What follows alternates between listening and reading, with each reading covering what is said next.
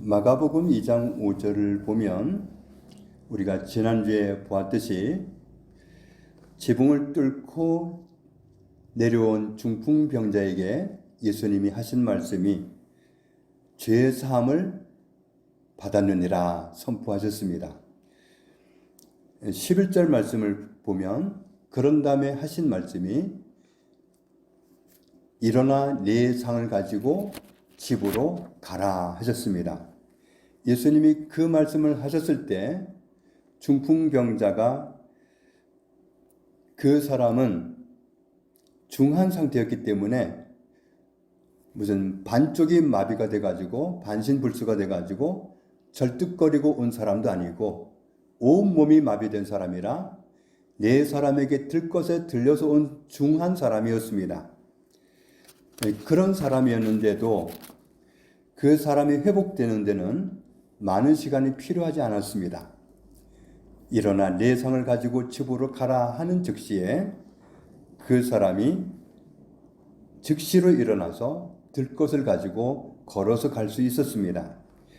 12절에 보면 그 사람이 그렇게 나아서 즉시로 걸어가는 모습을 보고 그 자리에 있던 모든 사람들이 하나님께 영광을 돌렸습니다. 뭐라고 영광을 돌렸느냐면 우리는 이런 경우를 전에 한 번도 본 적이 없는데 이러면서 하나님께 영광을 돌렸습니다. 16절에 보면 당시에 세리나 그 밖에 죄인 취급을 받는 사람들과 예수님이 식사를 함께 하시게 되는데 율법적인 눈을 가지고 판단하는 사람들은 예수님을 매우 못마땅하게 생각을 했습니다. 어떻게 해서 하나님의 아들이라고 하는 분이 그리스도라고 하는 분이 죄인들과 식사를 함께 할 수 있어? 죄인들과 함께 앉으면 자기 몸을 더럽히는 겁니다. 그래서 죄인들과는 함께 있을 수가 없는데 도대체 그리스도라고 하면서 어떻게 죄인들과 함께 식사를 할 수 있느냐고 이해가 가지 않아서 자꾸만 딴지를 거는 거죠. 18절 말씀을 보면 세례 요한의 제자들과 바리새인들은 일주일에 2번 이틀이죠. 이틀간 금식을 하는데 연이어서 하는 게 아니라 어느 요일 금식하고 어느 요일 금식하고 일주일에 이틀을 금식을 합니다. 그런데 희한하게도 예수님의 제자들은 금식을 하지 않았습니다. 어떤 사람들이 그 비교가 되는 모습을 보고는 예수님께 질문을 합니다. 세례 요한의 제자들이나 바리새인들은 일주일에 2번 금식을 하지 않습니까? 그런데 왜 선생님의 제자들은 금식을 전혀 안 합니까? 이런 질문을 합니다. 금식은 음식을 안 먹는 게 금식이 아니라 경건하게 살기 위해서 하나님 앞에 서는 게 금식입니다.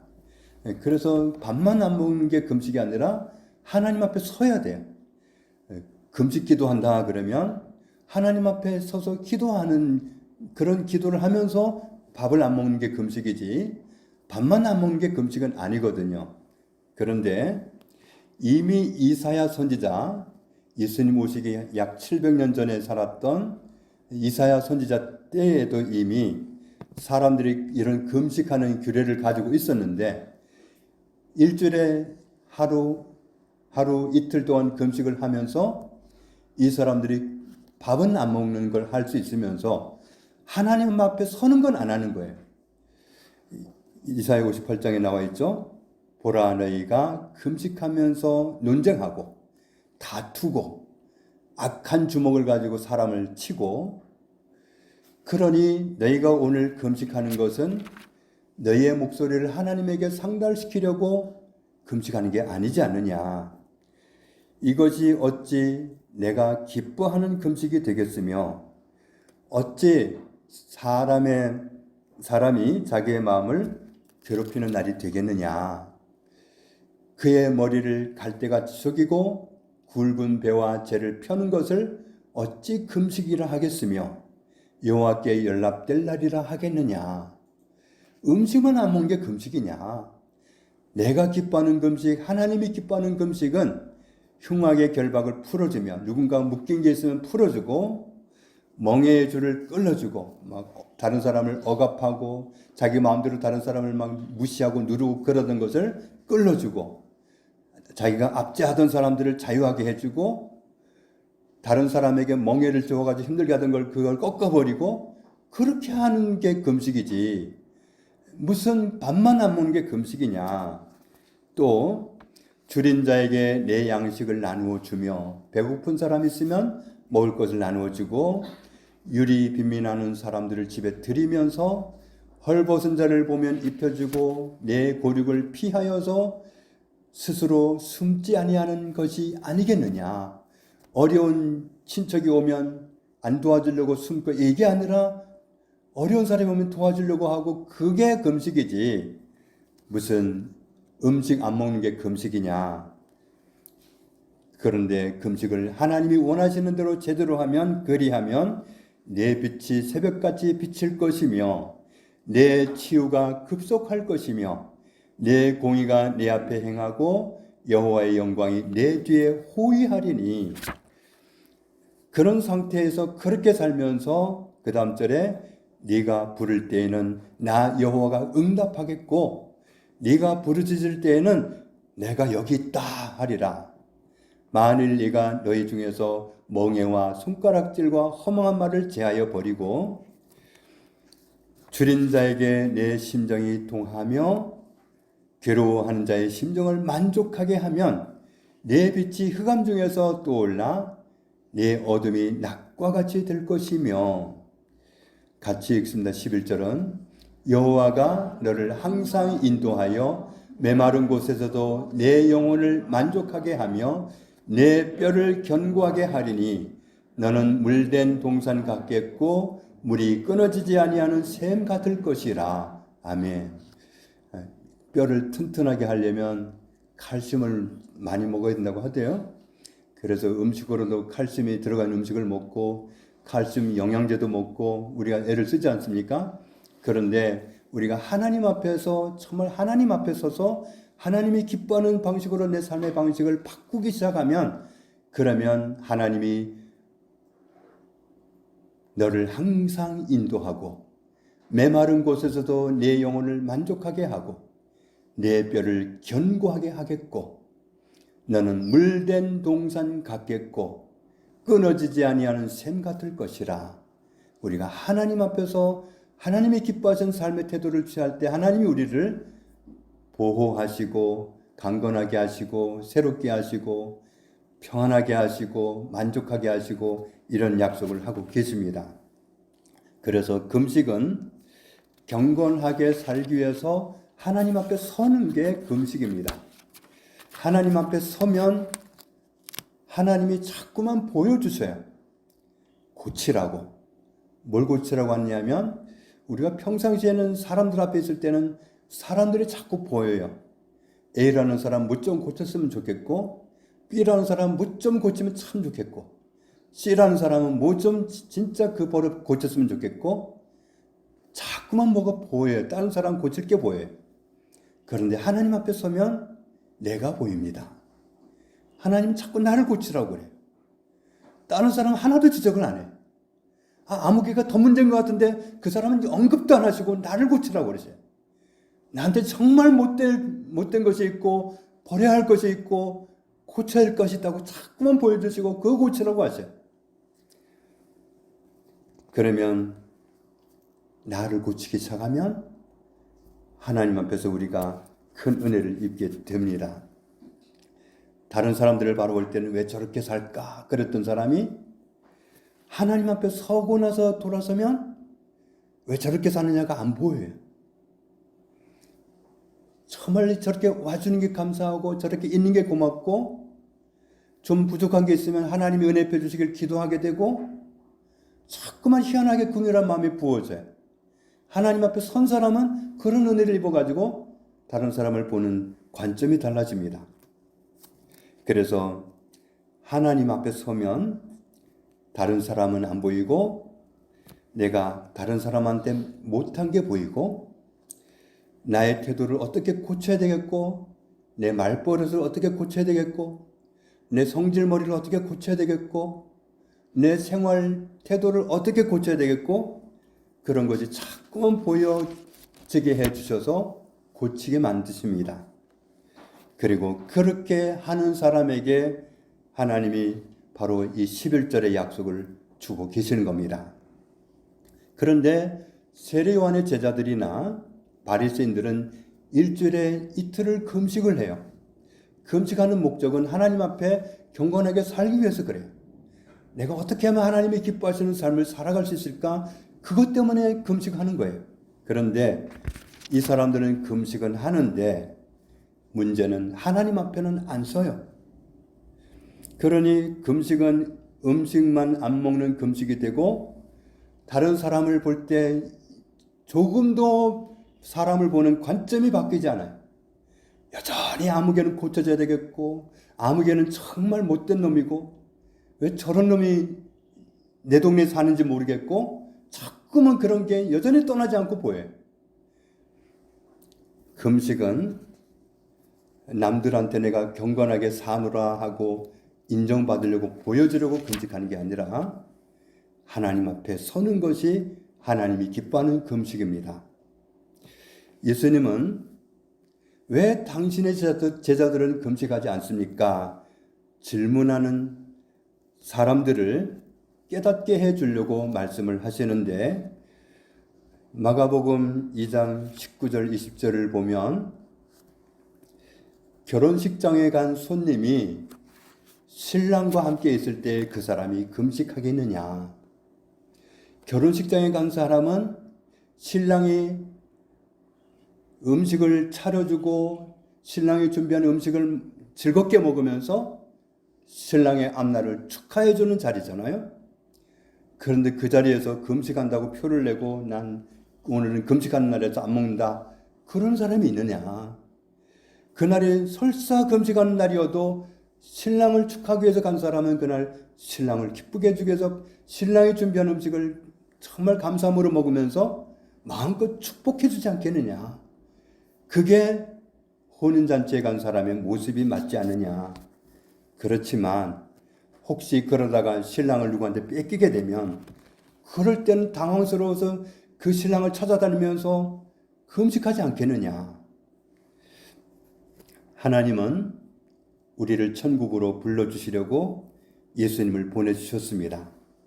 우리를 천국으로 부르시기 위해서는 죄인 상태라서 그냥 부르실 수 없어서 우리 죄를 먼저 해결해야 했기 때문에 우리 죄를 해결하라고 예수 그리스도를 먼저 보내주시고 예수 그리스도가 우리 죄를 다 수습하게 해놓으시고 그러고는 우리를 천국으로 부르셨습니다. 예수님은 하나님의 아들이시고 하나님의 아들이니까 하나님이신데 앞에서 말씀드린 것처럼 금식은 하나님과 함께 정말 원하시는 모습으로 살아가기 위해서 하나님 앞에 서는 게 금식이란 말이죠. 예수님의 제자들은 지금 혼자 사는 게 아니라 하나님과 함께 살고 있는 거잖아요. 예수님은 하나님이시니까.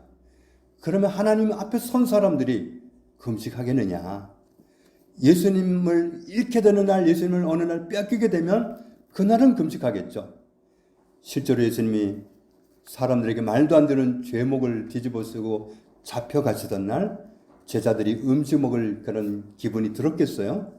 누가 정말 끼니 때라고 밥 찾아 먹겠어요? 그날은 제자들이 자동 금식을 했을 겁니다.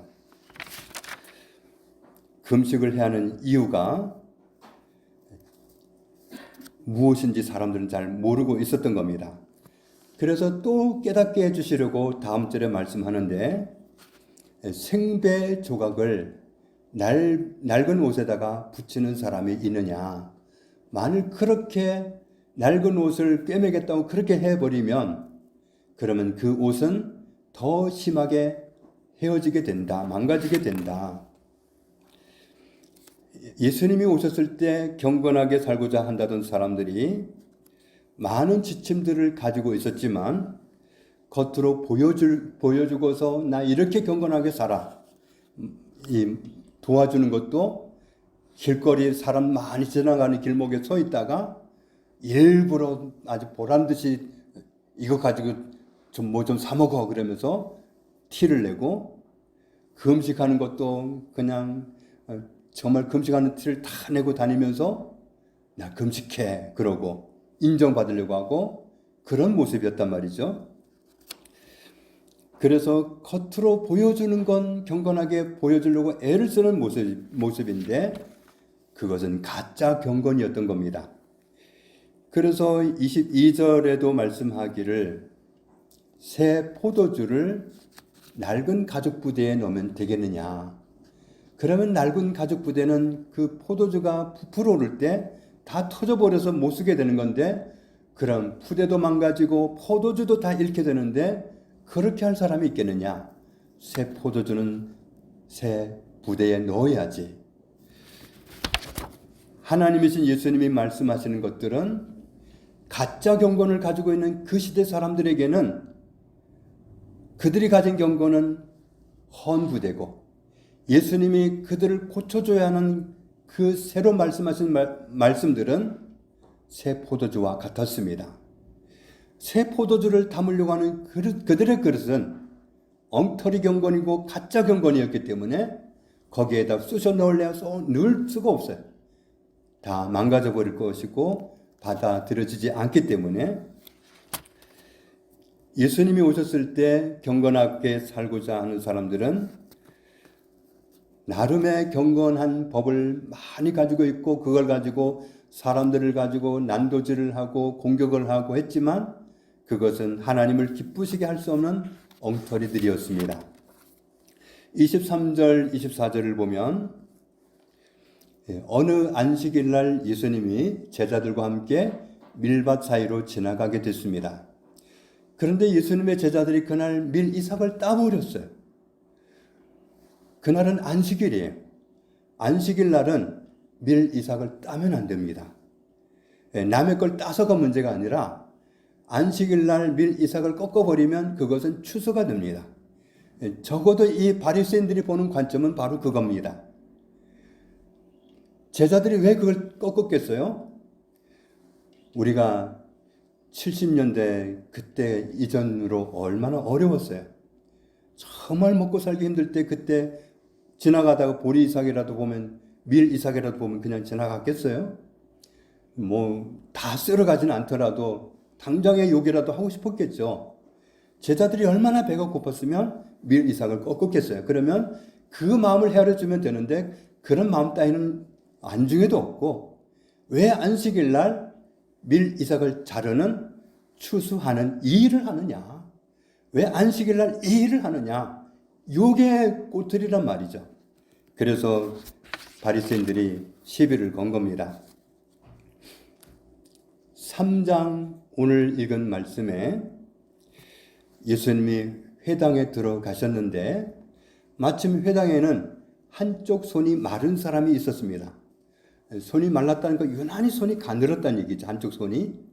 왜 그러냐면 이 순환이 안 돼가지고 이 굳은 상태로 있다 보니까 계속 말랐던 거죠. 그러니까 한쪽 팔을 못 쓰는 사람이 그런 사람이 그 자리에 있었습니다. 2절 3절에 보니까 사람들이 예수님이 어떻게 하는가를 보고 싶어 했습니다. 오늘이 안식일인데 저 병든 사람을 고치는가 안 고치는가 보자. 고치면 이건 고발감이다. 이런 생각을 가지고 문제를 삼기 위해서 구경하고 있었습니다. 예수님은 정말 그런 사람들의 그 마음을 다 읽고 계시면서도 아랑곳하지 않으시고 그 사람을 일어서게 하십니다. 그리고 4절을 보면 사람들이 무슨 생각을 하고 있는지 다 아셨기 때문에 질문을 하시죠. 안식일인데 안식일 날 선을 행하는 것이 옳으냐 악을 행하는 것이 옳으냐. 안식일인데 안식일 날 생명을 구하는 게 옳으냐 아니면 생명을 죽이는 게 옳으냐. 사람들이 대답을 하지 않습니다. 5절 6절을 보면 예수님은 사람들의 마음이 완악한 것을 보시고 탄식하시고 노하신 그런 상태로 그 사람에게 말씀하시기를 손을 내밀라 하시죠. 내 손을 내밀라. 그 사람들은 안식일이기 때문에 예수님이 그런 일을 하면 안 된다고 생각을 하는 사람들입니다. 네 손을 내밀라. 그 사람은 손을 내밀었고 그 즉시로 그 사람의 손은 정상이 되었습니다. 바리새인들은 안식일인데 예수님이 규례를 어기고 병 고치는 예의를 했다고 꼬투리를 잡아서 죽이려고 모의를 하기 시작했습니다. 같은 말씀을 마태복음 12장에서 보면 사람들이 예수님께서 한쪽 손 마른 사람을 고쳐주시려고 하는 것을 보고는 못마땅해서 질문을 합니다. 오늘이 안식일인데 병 고쳐주는 게 옳습니까? 그렇게 아주 못된 질문을 하는 거죠. 11절 12절을 보면 예수님이 그들을 좀 깨닫게 하시려고 말씀하시는데, 그러면 너희 중에 누가 양을 기르는데 안식일 날 하필이면 구덩이에 양 한 마리가 빠졌으면 어떻게 하겠느냐? 꺼내지 않겠느냐? 사람이 양보다 얼마나 더 귀하냐? 그러므로 안식일에 선을 행하는 것이 옳으니라. 안식일 규례를 지킨다는 것은 다른 말로 하면 율법을 지키는 겁니다.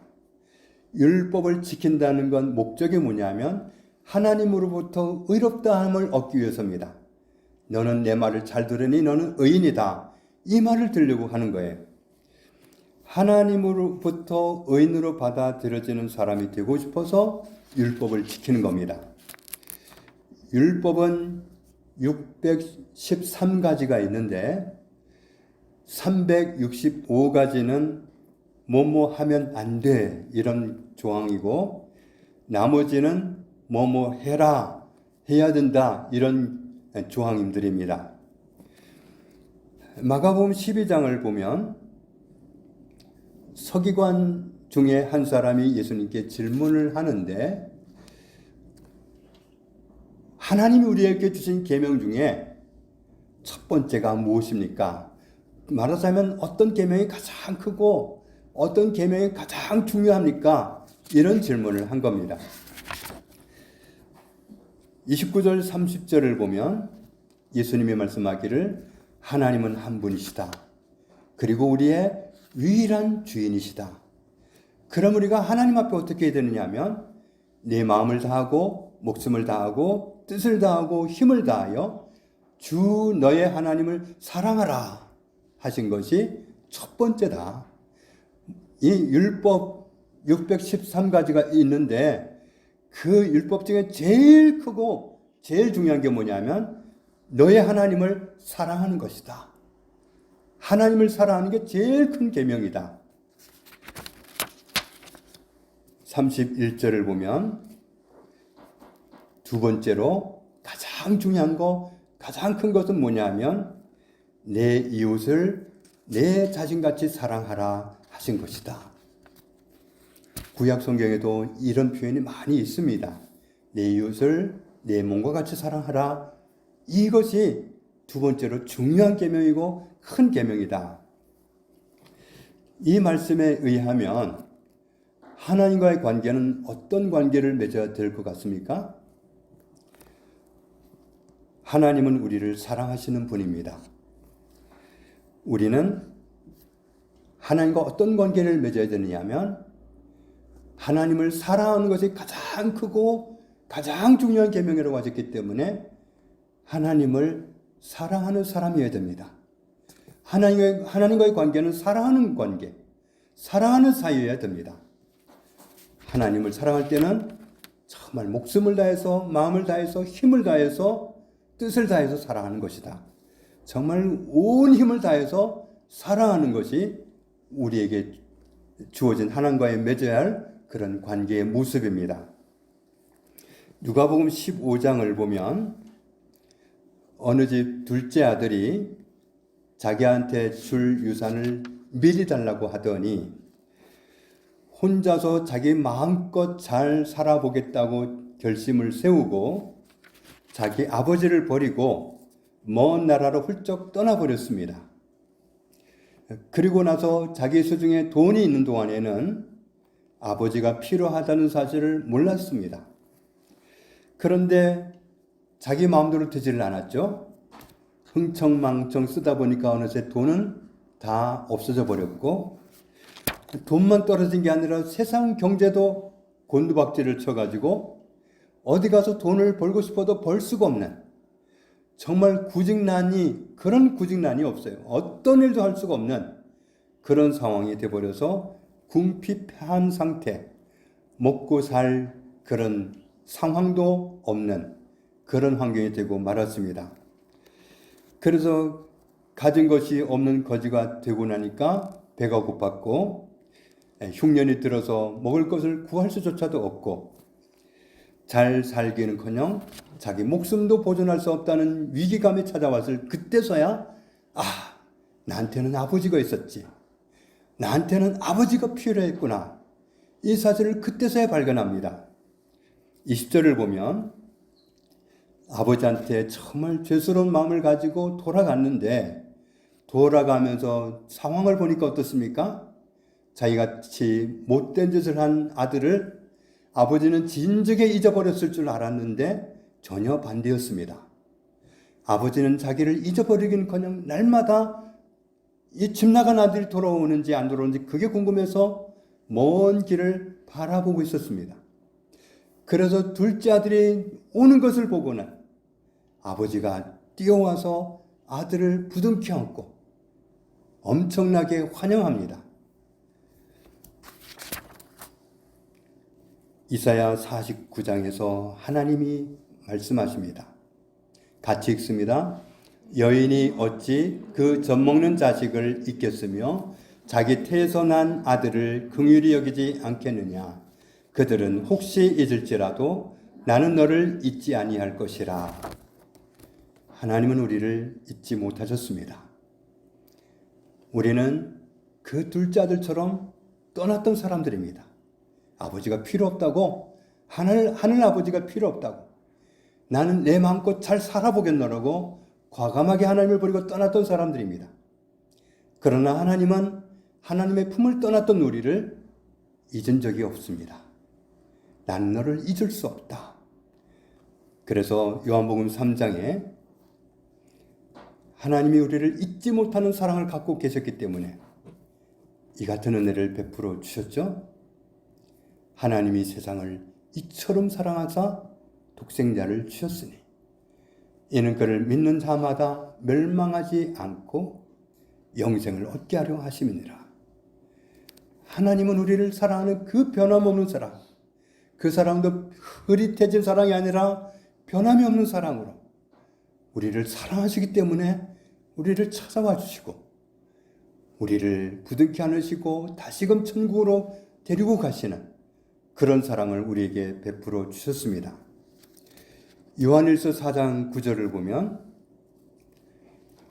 하나님은 우리를 살려주시기 위해서 정말 아버지가 필요 없는 줄 알았더니 아버지 없으면 살 수조차도 없다는 사실을 알고 아버지가 준 거 다 떨어지고 나니까 나는 아무것도 없는 존재라는 사실을 발견하고 돌아간 아들을 아버지가 환영해 주었던 것처럼 우리 하나님은 우리가 스스로 살 수 없는 존재라는 사실을 누구보다 잘 아시기 때문에 우리를 살려주시기 위해서 독생자 예수 그리스도를 보내주셨습니다. 죄인이라서 하나님 앞에 설 수 없고 죄인이라서 천국에 갈 수 없는 우리를 위해서 예수 그리스도가 우리 죄를 십자가에서 속량하게 하시고 우리를 받아주셨습니다. 천국으로 불러주셨습니다. 마가복음 12장을 보면 하나님은 우리를 사랑하시는 분이심을 앞에서 모든 말씀을 통해서 확인했습니다. 하나님은 이미 우리와의 관계를 사랑하는 관계를 맺고 계십니다. 그럼 우리는 어떻게 되냐면 하나님을 사랑하는 관계를 갖고 있어야 됩니다. 그럼 우리의 이웃들은 어떻습니까? 다른 사람들은 우리 이웃도 사랑하는 관계를 맺고 있어야 됩니다. 왜냐하면 나를 사랑하시는 하나님이 내 주변의 모든 사람도 똑같이 사랑하시기 때문에 그들도 구원하기 원하시고 그들도 변화되기 원하시고 그들도 천국에 있기를 원하시기 때문에 그들과 함께 천국으로 갈 그런 양으로 우리는 사랑하면서 그들을 천국으로 인도해야 되는 겁니다. 그래서 우리는 나를 사랑하시는 하나님도 사랑하고 나 외에 다른 모든 사람도 사랑하고 그런 삶을 살아가기를 하나님은 원하십니다. 하나님의 아들 예수 그리스도는 가는 곳마다 그 사랑을 가지고 접근하셨습니다. 손마른 사람을 고쳐주면 그날 어떤 항변을 당할 거 아셨습니다. 마침내 그 일 때문에 예수님을 죄인 취급하고 잡아갈 거 죽일 거 아셨습니다. 그러나 그 사람을 고쳐주셨습니다. 어떤 사람이든 그날이 안식일이어도 무슨 비난을 받는다 할지라도 주님은 사랑으로 접근하셨습니다. 하나님은 사랑하는 관계여야 됩니다. 우리의 이웃도 사랑하는 관계여야 됩니다. 결국은 모든 관계는 사랑으로 맺어진 관계여야 됩니다. 하나님도 우리의 이웃도 사랑하는 관계로 맺고 살아갈 때 그때 우리는 하나님을 기쁘시게 하는 사람이요. 그래서 그때는 정말 우리 영혼이 목마르지 않도록 만족하게 하시고 풍족하게 하시고 뼈가 건강하게 하시고 강건하게 하시는 모든 은혜를 주시면서 우리가 하나님을 찾을 때 내가 여기 있노라 하시고 응답하시는 그 친밀함으로 동행하실 것을 약속하고 계십니다. 그러므로 우리가 하나님도 이웃도 모든 관계를 사랑으로 맺고 은혜로 살아가는 저희들 다 되기를 주님의 이름으로 축복합니다. 아버지 감사합니다. 우리를 사랑하시는 하나님, 사랑하시기 때문에 오셔서 모든 우리의 수치를 예수님을 통해서 십자가에서 도말하여 주시고 구원해 주심을 감사합니다. 우리가 그 큰 사랑으로 구원함을 얻었고 하나님이 이토록 우리를 사랑하시니 우리도 사랑하는 것이 마땅하다 하셨고 또 그렇게 해야 됨을 얼마나 옳은지 우리가 인정합니다. 주님, 하나님과의 관계는 사랑으로 맺어져야 되고 우리의 이웃과의 관계도 사랑으로 맺어져야 하기에 모든 관계는 사랑으로 맺어져야 함을 인정합니다. 주님, 주께서 원하시는 대로 하나님도 사랑하고 이웃도 사랑할 수 있는 그런 아름다운 성도의 모습으로 주와 함께 살아가는 저희들 되도록 은혜 입혀 주옵소서. 예수님 이름으로 기도합니다.